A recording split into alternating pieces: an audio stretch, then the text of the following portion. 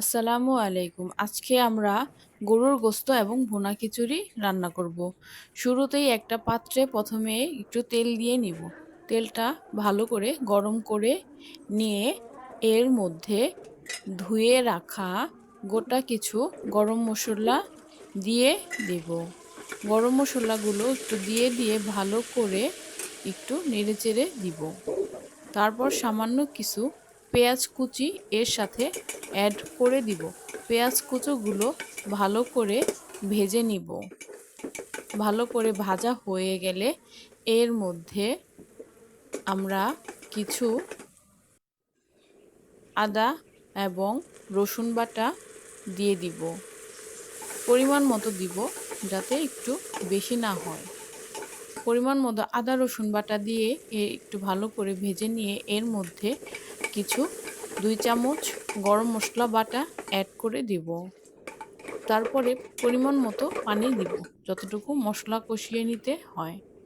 পানি দিয়ে ভালো করে এর মধ্যে 2 চা চামচ হলুদ গুঁড়ো, 1 চা চামচ মরিচ গুঁড়ো এবং 1 চা চামচ ধনিয়া গুঁড়ো দিয়ে আবার এটাকে মিশিয়ে নিব। এটাকে ভালো করে কষিয়ে তেল ওঠা পর্যন্ত অপেক্ষা করে এর সাথে আমরা ধুয়ে রাখা গোশত অ্যাড করে দিব। এবার আমরা ভালো করে এটাকে মাখিয়ে নিব। ভালো করে মাখিয়ে এটাকে নেড়েচেড়ে কষিয়ে নেব প্রায় 20 মিনিট।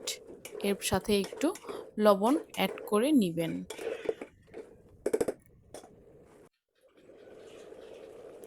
দেখেন আমাদের মশলা কষানো প্রায় হয়ে গেছে। মাংসর সাথে মশলাটা মিশে গেছে, মাংস কষানো হয়ে গেছে। কাঁচামরিচ দিয়ে এটাকে নেড়েচেড়ে আরও কিছুক্ষণ কষিয়ে এটার মধ্যে ঝোল দিয়ে দিব।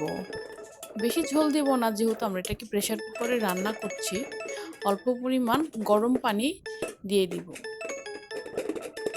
এটাকে ঢেকে দিয়ে আমরা সিদ্ধ করে নেব। ব্যাস, কয়েকটা সিটি হয়ে গেলে আমরা এটাকে নামিয়ে ফেলব। আমাদের মাংস দেখেন হয়ে গেছে। আমরা এবার অন্য একটা পাত্রে ঢেলে নিয়ে আলগা যে ঝোলটা আছে এটাকে শুকিয়ে নিব। এতে মাংসটা আরও বেশি টেস্টি হয়।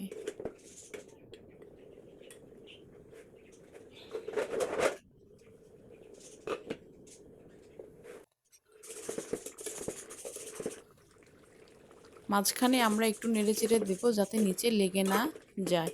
এরপর কিছু জিরা গুঁড়া দিয়ে নামিয়ে নেব আমাদের টেস্টি এবং সুস্বাদু গরুর মাংস ভুনা। বাসায় ট্রাই করে দেখবেন, আমাদের খুব পছন্দ এই মাংসটা। আমরা মজা করে খাই। এবার আমরা অন্য একটা পাত্র দিয়ে এর সাথে কিছু ডাল ভেজে নিব। এটা মুগ ডাল। মুগ ডাল না ভেজে নিলে খিচুড়ি খেতে ভালো লাগে না। আমরা ডালটাকে ভালো করে নেড়েচেড়ে সুন্দর করে ভেজে নিব।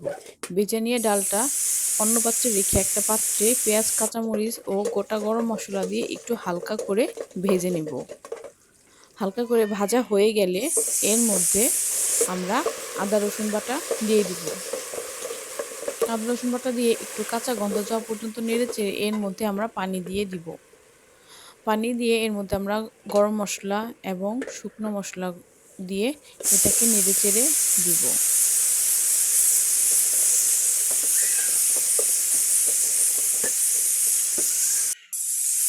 মশলাটা এবার আমরা ভালো করে কষিয়ে নিব। সাথে একটু গরম মশলা বাটা দিয়ে দিয়েছি। এরপর আমরা ধুয়ে রাখা চাল ডাল এর মধ্যে দিয়ে দিব। ধুয়ে রাখা চাল ডালগুলো আমরা ভালো করে এটাকে কষিয়ে নিব। ভালো করে কষিয়ে নেওয়া হয়ে গেলে এর মধ্যে আমরা পরিমাণ মতো পানি দিয়ে দিব। আমি এখানে 1 কাপ চাল দিয়েছি, তার জন্য 2 কাপ পানি দিয়েছি। এটা আমরা ঝরঝরে খিচুড়ি খাবো। আপনারা যদি একটু নরম খিচুড়ি খান তাহলে পানির পরিমাণটা আর একটু বাড়িয়ে দিবেন। এরপর আমরা একটু লবণ দিয়ে আমরা ঢেকে দেব।